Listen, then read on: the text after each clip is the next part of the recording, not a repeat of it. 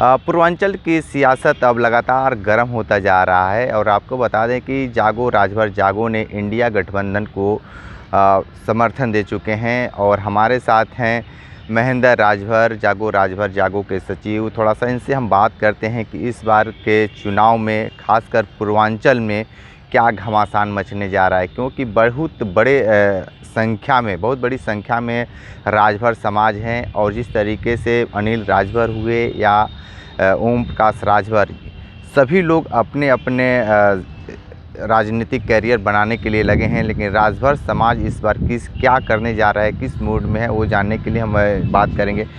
ये बताइए महेंद्र जी, इस बार के चुनाव में आप समर्थन दे चुके हैं इंडिया गठबंधन को, पूर्वांचल की राजनीति अब क्या कह रही है, किस तरीके से उलटफेर देखने को मिलेगा?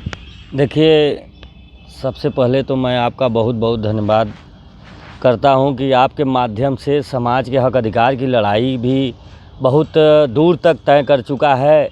लोगों तक ये बातें भी पहुंच चुकी है कि जागो राजभर जागो इंडिया गठबंधन को समर्थन दिया है, समर्थन सच में दिया है और हक अधिकार पे दिया है। इस बार जो पूर्वांचल की 12 से 15 सीटें हैं, राजभर समाज अपने अधिकार पर वोट करने जा रहा है और इंडिया गठबंधन को सारी सीटों पर फ़ायदा पहुंचाने का काम करेगा।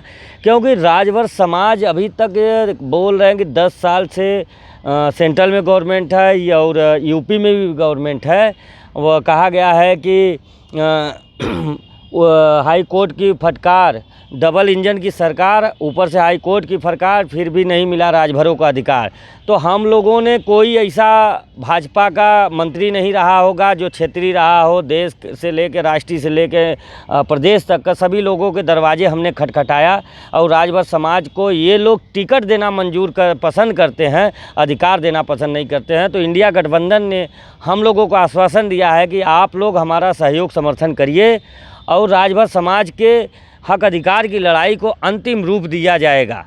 तो हमारा 1 अप्रैल को अखिलेश जी से बात हुआ है, 2 अप्रैल को प्रदेश अध्यक्ष इंडिया गठबंधन के जो कांग्रेस के अजय राय जी, उनसे हुआ है। उसी दिन अविनाश पांडे जी जो उत्तर प्रदेश चुनाव प्रभारी हैं इंडिया गठबंधन के कांग्रेस के, उनसे बात हुई है। अभी हम बता दें कि 14 तारीख को हमने धर्मेंद्र यादव जी से मिला, उन्होंने भी आश्वासन दिया है। हो सकता है कि हमारा 1-2 दिन में राष्ट्रीय नेतृत्व कांग्रेस से भी हमारी बातचीत, वो भी कह रहे हैं कि जो प्रेस कॉन्फ्रेंस का जो जरिया है, जो लोगों तक बातें जाए कि कहीं कंफ्यूज ना हो, तो एक बार उनसे भी, नेतृत्व से भी हमारी बातें होगी। हो सकता है अगर हम मौका मिल गया नेतृत्व से मिलने का, तो मंच के माध्यम से, प्रेस के माध्यम से लोगों तक ये हमारे जो राष्ट्रीय नेतृत्व के जो बड़े नेता हैं इंडिया गठबंधन के, ये लोग भी ऐलान कर सकते हैं, जिससे राजभर समाज को बहुत बड़ा फ़ायदा होगा। इंडिया गठबंधन के साथ साथ राजभर समाज को ये फ़ायदा होगा कि आज 70 सालों से दर दर की ठोकरें खा रहा है। जिस समाज ने अंग्रेज़ों से लड़ा, मुग़लों से लड़ा, आज वो अधिकार के लिए वंचित अछूता है। उस अछूतापन को दूर करने के लिए इंडिया गठबंधन ने जो हामी भरी है, जो आश्वासन दिया है, देखिए हमको किसी न किसी पे विश्वास करना होगा।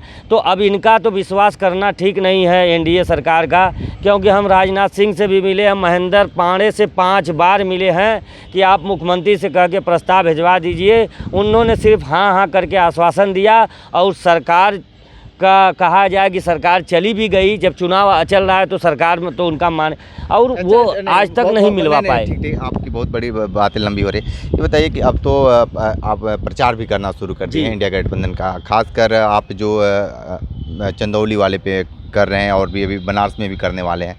चंदौली के राजभरों का किस तरीके से मिजाज बदला है, क्या कुछ कहेंगे महेंद्र राजभर, जैसे महेंद्र पांडे को लेकर? देखिए, ये राजभर समाज इस बात को पूरा समझ गया। कल तो हम बता रहे हैं, रमना से लेके लगभग हम आशापुर तक राजभर बिरादरी में सभी जगह गए।